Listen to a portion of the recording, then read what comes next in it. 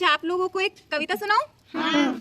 सब बच्चे ध्यान से सुनेंगे। हाँ। और जो मैं कविता सुनाऊंगी उससे मैं प्रश्न पूछूंगी आप लोगों को, तो उसके आपको प्रश्नों के जवाब भी देने, ठीक है?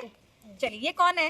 राम भगवान। कौन है? राम भगवान। तो हम आज इनकी एक कहानी सुनेंगे, ठीक है?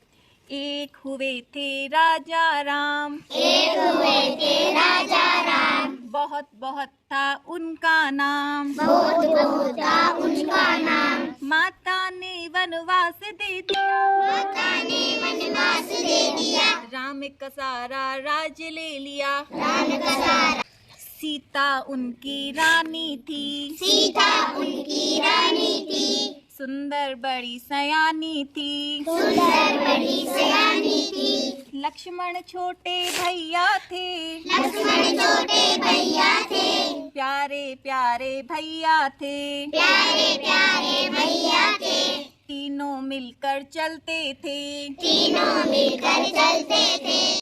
रावण साधु वेश बना, रावण साधु वेश बना, सीता को ले गया उठा। सीता को ले सीता माता को बचाने कौन पहुँचे? हनुमान। हनुमान ने पूंछ जला, हनुमान ने पूछ जला, रावण का घर दिया जला, रावण का घर दिया जला, सारे राक्षस दिए गिरा, सारे राक्षस दिए गिरा।